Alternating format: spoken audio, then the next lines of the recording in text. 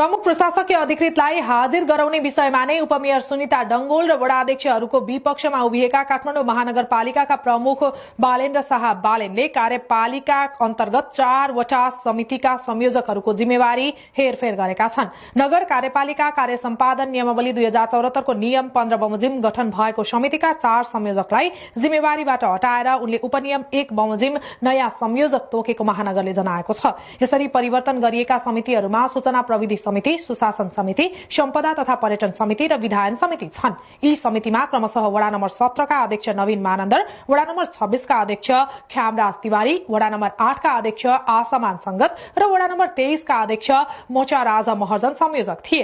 अब ती समितिमा क्रमशः वडा नम्बर 5 का अध्यक्ष वीरेन्द्र प्रजापति, वडा नम्बर 30 का अध्यक्ष दल बहादुर कार्की, वडा नम्बर 24 का अध्यक्ष विनोद कुमार राज भण्डारी र वडा नम्बर 16 का अध्यक्ष रोजिना श्रेष्ठ संयोजक तोकिएका छन्। संयोजकबाट हटाइएका वडा अध्यक्षहरू प्रमुख प्रशासकीय अधिकृत सरोज गुरागाईलाई महानगरमा हाजिर गराउन सक्रिय रूपमा लागेका थिए।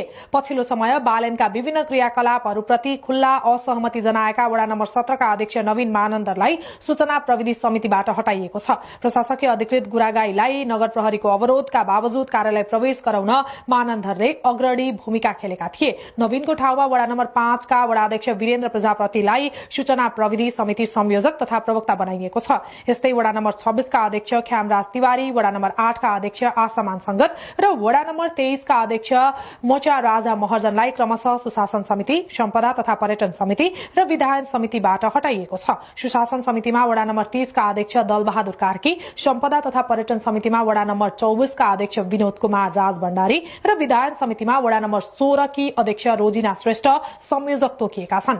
यसैबीच काठमाडौँ महानगरले 25 वर्षपछि नक्साल हिटीमा पानीको पुनः प्रवाह स्थापित गराएको छ।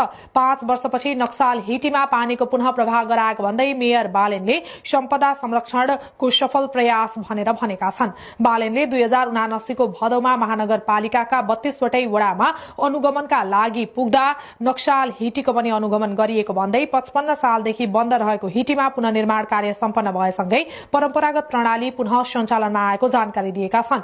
पूर्ववत अवस्थामै धारालाई फर्काउन गरिएका प्रयासका विषयमा पूर्ण जानकारी दिँदै बालेनले लेखेका छन्। अनुगमनका क्रममा स्थानीय बासिन्दाले उक्त हिटीमा करिब 2055 सालदेखि पानीको निकास नभएको जानकारी दिनुभयो। साथै पुरातत्व विभागको 2042 सालको अभिलेखमा पनि बेला बेला पानीको निकासमा समस्या आएर हिटी बन्द हुने उल्लेख गरिएको भेटियो। हामीले उक्त समस्याको जानकारी पाएपछि त्यसको समाधानका लागि सम्पदा तथा पर्यटन विभागलाई आवश्यक पहल गर्न अनुरोध गर्यो। विभागले अनुगमन गर्दा हिटीको निकाससँग जोडिएको पुरानो